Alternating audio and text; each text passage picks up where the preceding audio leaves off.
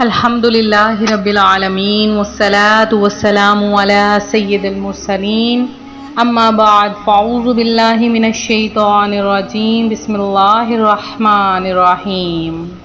روحانی وظائف چینل کی جانب سے تمام معزز ناظرین کو السلام علیکم۔ روحانی وظائف چینل لایا اپنے پیارے بہنوں اور بھائیوں امت محمدیہ صلی اللہ علیہ وآلہ وسلم کی تمام بہنوں اور بھائیوں کے لیے 10 محرم الحرام کا ایک بہت ہی خاص ترین وظیفہ، چونکہ عاشورہ کا دن آ چکا ہے اور اس کی برکتیں، رحمتیں، رفعتیں جاننے کے لیے سب حاضر ہو جائیے۔ آج کی ویڈیو بہت خاص ہونے والی ہے میرے ان بہن بھائیوں کے لیے جو کہ پورا سال رزق کی تنگی کی وجہ سے پریشان ہیں، اپنی خواہشات کو پورا کروانا چاہتے ہیں، اپنی حاجتوں کو پورا کروانا چاہتے ہیں، اپنی مرادوں کو پورا کروانا چاہتے ہیں اور رزق کی تنگی کی وجہ سے پریشان ہیں۔ میری وہ دکھیاری بہنیں جو اپنے گھروں میں بیٹھی ہیں لیکن ان کا مناسب رشتہ نہیں ہو رہا، میری وہ دکھیاری بہنیں جو اپنی اولاد کی وجہ سے پریشان ہیں، ان کی اولاد رزق کی تنگی کی وجہ سے پریشان ہے، ان کی اولاد کو بہتر روزگار نہیں مل رہا، میری وہ دکھیاری بہنیں جو کہ اس حال میں بیٹھی ہیں کہ اللہ پاک انہیں رزق حلال عطا فرمائے، ان کے شوہر کو، ان کے شوہر کے کاروبار میں برکت عطا فرمائے۔ آج کا روحانی وظیفہ میرے صرف ان بہن بھائیوں کے لیے ہے، تو آج کا وظیفہ ضرور سنیں، انشاءاللہ العزیز اللہ پاک آپ کی تمام ضرورتوں کو پورا کر دے گا، آپ کی تمام حاجات کو پورا کر دے گا۔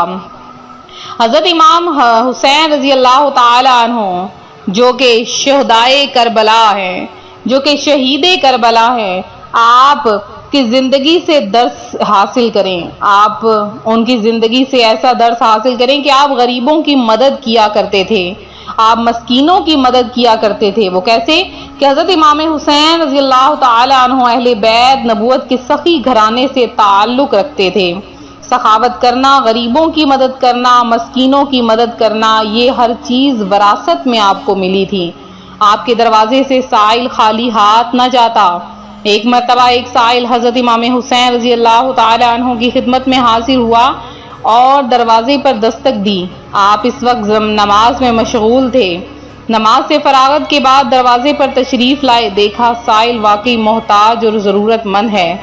آپ نے خادم کو بلایا، فرمایا اس وقت گھر میں کتنی رقم ہے؟ عرض کیا 200 درہم، فرمایا وہ لے آؤ۔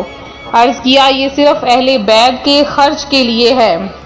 آپ نے فرمایا ہمارا گزارا ہو جائے گا، اس غریب محتاج کی مدد ضروری ہے۔ چنانچہ اسی وقت 200 درہم منگوا کر آپ نے سائل کو دے دیے اور فرمایا اس وقت تنگ دستی ہے، تمہاری زیادہ خدمت نہیں کر سکے۔ اس کے برعکس ہمیں دیکھا جائے تو ہم نے اگر 2 روٹیاں پکائی ہیں اور اگر کوئی سائل آ جاتا ہے تو ہم اسے جھڑک دیتے ہیں، اسے کہتے ہیں کہ جاؤ جاؤ ہمارے پاس تو صرف 2 روٹیاں ہیں، ہم سے اٹھ کر تیسری روٹی پکائی نہیں جاتی، حالانکہ آٹا موجود ہوتا ہے۔ تو دیکھیں اس سخی گھرانے کا کہ اس سخی گھرانے نے کیسا کیسا کمال کیا اور انسانوں کے لیے درس بن گئے۔ اسی طرح ایک مرتبہ آپ کو بیت المال سے بہت بڑی رقم ملی، اگر آج کسی پیر کو ملتی تو کوٹھی خریدتا، لیکن قربان جائیں حضرت امام حسین رضی اللہ تعالیٰ عنہ کے رقم لے کر گھر نہیں گئے، سیدھے مسجد میں آ کر بیٹھ گئے اور ضرورت مند کا انتظار کرنے لگے۔ کسی نے عرض کیا آپ کا لباس پرانا ہے، اپنے لیے لباس خرید لیں، گھر کی ضروری چیزوں پر خرچ کریں۔ آپ نے فرمایا اپنے اوپر خرچ کرنے سے بہتر ہے میں کسی محتاج کی مدد کی جائے۔ ایک ضرورت مند آیا تو آپ نے تمام رقم اسے عنایت فرما دی۔ سبحان اللہ عز و جل، کس قدر سخی گھرانہ ہمارے پیارے آقا صلی اللہ علیہ وآلہ وسلم کا ہے، اہل بیت و اطہار کا گھرانہ کس قدر خاص گھرانہ ہے۔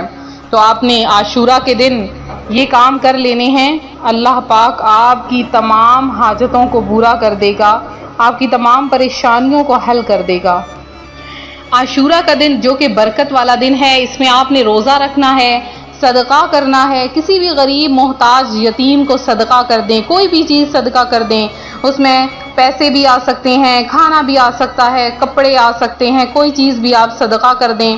پھر نماز نفل پڑھیں، 1000 مرتبہ قل هو اللہ احد پڑھیں، اور اس کے علاوہ اور بھی بہت سی چیزیں ہیں، بہت سی برکات ہیں، آپ لوگوں نے یہ ضرور کرنی ہے۔ انشاءاللہ العزیز اللہ پاک آپ کو تمام چیزیں عطا فرمائے گا۔ آپ نے عاشورہ کے دن، عاشورہ کی رات میں 4 نفل اس طرح پڑھنے ہیں کہ ہر رکعت میں سورہ فاتحہ کے بعد آیت الکرسی 1 بار اور سورہ اخلاص یعنی قل هو اللہ احد 3 بار پڑھیے۔ بعد نماز سے فارغ ہو کر 100 مرتبہ سورہ اخلاص پڑھیے، اس کی برکت سے گناہوں سے پاک ہوگا اور انشاءاللہ العزیز جنت ملے گی۔